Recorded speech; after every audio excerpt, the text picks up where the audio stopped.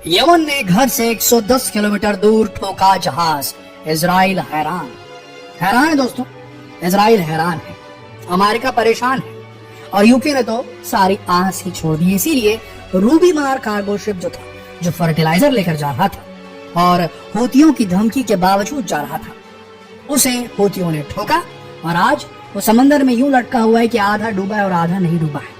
पहला शिप बन गया यूके का रूबी मार शिप, जिसे हूतियों के अटैक ने ऑलमोस्ट डुबा ही दिया। अमेरिका और यूके ने मिलकर अब तक 230 एयर स्ट्राइक की है। अगर एक एयर स्ट्राइक कोई कर दे किसी देश के ऊपर में तो जंग छिड़ जाएगी। यहाँ 230 एयर स्ट्राइक की गई है एक ऐसे छोटे देश पर, यमन नाम के देश पर, जिसकी 90% आबादी जो है वो गवर्नमेंट एड पर जिंदा है। उस पर अटैक कर दिया। वो भी इसलिए किया क्योंकि यमन कह रहा था फिलिस्तीनियों तक दवाएं पहुंचाई जाए, मदद सामग्री पहुंचाई जाए, जिसे बॉर्डर पर रोक के रखा गया। बस ये कहने पर 230 बार हूतियों पर अटैक हो गया। हूतियों ने प्रोटेस्ट जरूर किया। अब तक 230 अटैक के बावजूद हूती रुके नहीं है। 40 शिप को टारगेट कर चुके दोस्तों। 40 ships have been targeted by Houthi rebels of Yemen। ये बात मान लीजिए आप। आज फिर खबर आ रही कि हुदैदा जो सिटी है, सिटी पोर्ट जो है यमन का, हूती विद्रोहियों का स्ट्रॉन्ग होल्ड, वहां से एक रॉकेट दागी जाती है और 110 किलोमीटर दूर रेड सी में एक Marshall Island flagged Greek owned vessel के पास जाकर ब्लास्ट होता है। यहाँ पर ये कंफर्म नहीं बताया जा रहा है कि इससे नुकसान हुआ कि नहीं हुआ, लेकिन शिप सेफ है। ये खबर आ रही है एम्ब्रे की तरफ से, AMBREY।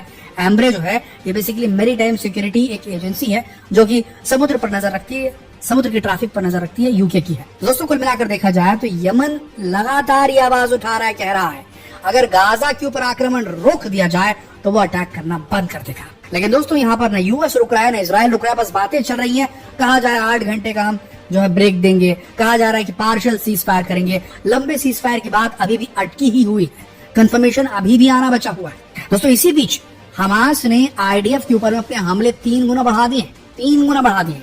और ये हमले हो कहाँ रहे? साउथ गाजा में सोचते हैं आप? बिल्कुल नहीं, नॉर्थ गाजा में हो रहे हैं। नॉर्थ गाजा वो जगह जिसे IDF ने पहले अपनी एयरफोर्स भेजकर पूरी तरीके से पाटा बना दिया था, समतल कर दिया था, सारे घर मकान के ऊपर बम गिरा गिरा के सब कुछ स्वाहा कर दिया था। वो नॉर्थ गाजा जहां पर इजराइल बार बार कह रहा था कि यहाँ से हमने हमास को खत्म कर दिया, और अभी भी कहता है।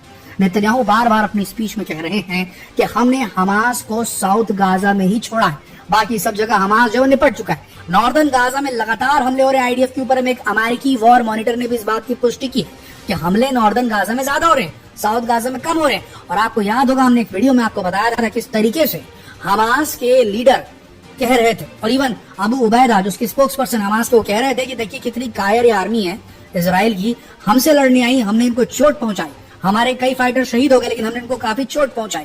अब ये वहां लड़ना छोड़ करके, पहले इन्होंने कहा कि नॉर्दर्न गाजा से आप निकल जाइए, साउथ गाजा में चले जाइए, नॉर्दर्न गाजा में हम सारे हमास के लड़ाकों से लड़ाई लड़ेंगे। उन्होंने पहले नॉर्दर्न गाजा को सपाट कर दिया, साउदर्न गाजा में लोगों को भेज दिया। अब साउदर्न गाजा पे अटैक करने की बात कर रहे हैं, जबकि हम यानी कि हमास के लड़ाके, अबू उबैदा का कहना था कि हम हमास के लड़ाके यहाँ मौजूद है नॉर्दर्न गाजा में, यहाँ आकर लड़ क्यों नहीं रहे। तो कहना यह है इनका कि IDF जानबूझकर जहां पर ज्यादा फिलिस्तीनी आम जनता है, आम नागरिक है, वहां पर हमला करना चाहती है। वो अकेले में हमास से लड़ने जब पहुंचती है तो तब किसी मलबे के पीछे से, किसी बिल्डिंग के खंडर के पीछे से, कहीं कहीं से भी सुरंग से निकलते हैं हमास के लड़ाके और उनको भेद डालते हैं। खबर तो ये भी निकलकर सामने आ रही है कि अभी रिसेंट जो अटैक हुआ है IDF के ऊपर में, उसमें फाइटर जेट F-16 अमेरिकी फाइटर जेट की मिसाइल का इस्तेमाल किया था हमास के लड़ाकों ने। उसमें कुछ इस प्रकार का जुगाड़ कर दिया था, इस प्रकार से उसको इम्प्रोवाइज कर दिया था कि उसको IED बना दिया था, इम्प्रोवाइज्ड एक्सप्लोसिव डिवाइस बना दिया था। इसकी पुष्टि खुद IDF के जो लड़ाकों उन्होंने की। तो कुल मिलाकर देखा जाए तो हमास के लड़ाके लड़ने के लिए तैयार है, पर इजरायली फौज वहां से भाग करके साउथ की तरफ चली गई है, क्योंकि उन्हें मालूम है कि साउथ में फिलिस्तीनी लोगों के साथ में लड़ाई लड़ेंगे, फिलिस्तीनी आम जनता के ऊपर जुल्म करेंगे तो हमास वहां पहुंचेगा। उसके बाद उनकी आड़ में जो आम नागरिक है उनकी भी सफाई होगी और साथ में हमास का भी सफाया होगा। लेकिन हमास लड़ रहा है नॉर्दर्न गाजा में ज्यादा। रही बात राफा की, चांसेस ये लग रहे हैं, एक बहुत ही अजीब सी एक तस्वीर निकलकर सामने आई थी कल। इस पर हम वीडियो बनाना चाह रहे थे पर बना नहीं पाए थे। इसमें जो बाइडेन जो थे वो आइसक्रीम खाते हुए कह रहे थे कि अगला मंडे तक हो जाएगा सीज फायर, टेंशन मतलब मेरे NSA ने मुझे कहा है, NSA मतलब नेशनल सिक्योरिटी एडवाइजर। तो कुछ इस प्रकार की बात कर रहे थे वो, जैसे कि रोज का काम है, हो जाएगा सीज फायर, मंडे को हो जाएगा, NSA मुझे यही कह रहा है, अभी हुआ नहीं है लेकिन हाँ मंडे तक हो जाएगा फैसला। इस टाइप की बातें वो कर रहे थे, आइसक्रीम खाते हुए इस प्रकार के कथन वक्तव्य जो बाइडेन ने दिए। अब कहा जा रहा है कि हाँ सीज फायर करीब पहुंच रहा है, किसके शर्तों पर पहुंच रहा है? कहा यह जा रहा है कि जो कंप्लीट सीज फायर की बात कही जा रही थी वो पूरी तरीके से नकार दी गई है, तो कंप्लीट सीज फायर नहीं हो रहा है। इजराइल की शर्तों पर सीज फायर हो रहा है, यह खबर निकल कर आ रही है सामने दोस्तों। कुछ चंद घंटों का होगा कि कुछ दिनों का होगा, कहा नहीं जा सकता। अभी की स्थिति कुछ इस प्रकार की है कि इजरायली वॉर कैबिनेट के लीडर जो है वो बाकायदा हमास की ओर प्रेशराइज कर रहे हैं। देख लो, रमजान आ रही है, रमजान से पहले सारे कैदियों को छोड़ दो, सारे इजरायली बंधकों को छोड़ दो, नहीं तो रमजान में हम बहुत बुरी हालत करेंगे। ऑलरेडी इजरायलियों ने ये कह दिया है, इजरायली सरकार ने कह दिया है कि वो अरब इजरायलियों को, यानी कि इजराइल देश के अंदर रहने वाले अरब लोगों को भी अल अक्सा मस्जिद के अंदर घुसने नहीं देंगे।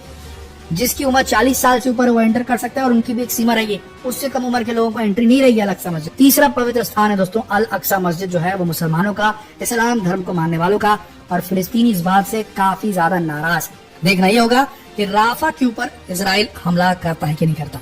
अगर इजराइल हमला कर देता है राफा के ऊपर में तो सबसे बड़ी मानव त्रासदी होगी, हम सब जानते हैं। लेकिन सिचुएशन जिस प्रकार की बन रही है, लगता है अमेरिका हमास के ऊपर प्रेशर बनाने में कामयाब हो गया है। इजराइल की मिलिट्री फोर्सेस जो हमास के ऊपर दबाव नहीं बना पाई, वो इजराइल की मिलिट्री फोर्सेस ने राफा के ऊपर में फिलिस्तीनी के ऊपर दबाव बनाकर हमास को झुकाने का काम लगता है कर दिया। हो सकता है कि जल्द ही एक डील हो जाए जिसमें हमास अपनी पुरानी शर्तों से पीछे हट जाए। किसी भी तरीके से वो चाहता है कि जंग रुक जाए, कुछ दिनों के लिए रुक जाए, लेकिन रुक जाए। अब देखना यह होगा कि दोनों की बात बन पाती कि नहीं बन पाती। अगर बन गई तो शायद ये महीना आराम से निकल सकता है। शायद रमजान के महीने में भूखे प्यासे जो फिलिस्तीनी है, जो अपने घर में भी नहीं है, उन्हें इजराइल की हवाई बमबारी से शायद थोड़ी निजात मिल जाए। देखना यह होगा कि डील फाइनलाइज होती है या अटक जाती है। वहीं यमन के हूती विद्रोही लगातार हमला कर रहे हैं, हमास भी ताबड़तोड़ आईडीएफ को घेर रहा है। वहीं हिजबुल्लाह की तरफ से बड़ी इंफॉर्मेशन निकल कर आ रही है। हिजबुल्लाह ने हर्मेस 450 नाम के एक ड्रोन को, इजरायली ड्रोन को मार गिराया और ये दिखाया है कि उसके पास सरफेस टू एयर कैपेसिटी मौजूद है। सरफेस, जमीन से आसमान में वार करने वाले मिसाइलों का जखीरा उसके पास मौजूद है। वो चाहे तो इजरायली ड्रोनों को कुछ इसी प्रकार से गिरा सकता है। हर्मेस 450 जो ड्रोन है इजराइल का, वो टोही गतिविधियों के लिए था, जासूसी गतिविधियों के लिए था, साथ में वो हमले भी कर सकता था। तो उसे मार गिराकर हिजबुल्लाह ने साबित किया, जो तुम बार बार हमारे ऊपर हवाई हमले कर रहे हो, हमारे कमांडरों को ट्रैक करके खत्म कर रहे हो, उसका बदला हम ले सकते हैं, रुके हुए। लेकिन हिजबुल्लाह भी 100 रॉकेट एक दिन के अंदर मार रहा है। खबर ही निकल कर सामने आ रही है। इवन आईडीएफ के ऊपर हमास ने एक दिन में, कल ही की तारीख की बात है 27 फरवरी को, एक ही दिन में 16 बार अटैक का दावा किया आईडीएफ के ऊपर में नॉर्थ गाजा में। तो दोस्तों क्या लगता है आपको, क्या इजरायली फौज जो है उसका एक ही मकसद है कि फिलिस्तीनियों को जितना ज्यादा हो सके नुकसान पहुंचा दिया जाए, हमास खत्म हो ना हो बाद में देखा जाएगा। अब इजरायली फौजी जो थे वो नॉर्दर्न गाजा की तरफ से अंदर घुसे थे, फिर साउथ घुस गए थे, लेकिन नॉर्दर्न गाजा में वापस से हमास पहुंच गया और ये साउथ गाजा में फंसे हुए। साउथ गाजा में सिविलियन है, यहाँ कार्रवाई करेंगे तो नुकसान ज्यादा हो रहा है। 30,000 फिलिस्तीनी खत्म हो चुके हैं। तो वापस नॉर्दर्न गाजा में जाने के बजाय जो इजरायली फौजी जो है उन्होंने एक रोड बनाने का तैयारी कर लिया है नॉर्दर्न गाजा और साउथ गाजा के बीच में, ताकि एक साल और वो जो है आराम से गाजा में नरसंहार कर सके और ज्यादा तबाही मचा सके। ये खबर निकलकर सामने आ रही। क्या लगता है आपको दोस्तों, क्या राफा ये रमजान झेल पाएगा? क्या राफा में रमजान के दौरान गोलीबारी नहीं होगी? क्या अगर 40 दिन 45 दिन या चंद घंटों का अगर सीज फायर हो भी जाता है तो क्या इससे फिलिस्तीनी जो बचे हैं वो बच पाएंगे, या 45 दिन 40 दिन के बाद उनके ऊपर खतरनाक कहर बरप सकता है जो उन्हें पूरी तरीके से समाप्त कर सकता है? क्या लगता है आपको दोस्तों, क्या फिलिस्तीन के ऊपर पूरी तरीके से कब्जा करने वाला इजराइल? अपनी राय नीचे कमेंट सेक्शन में जरूर लिखें। जितना हो सके इस वीडियो को शेयर करें, फेसबुक पर, व्हाट्सएप पर, यूट्यूब पर। जल्द मिलते हैं आपसे अगले वीडियो में। तब तक के लिए आप सबका इस वीडियो के अंत तक बने रहने के लिए दिल से धन्यवाद।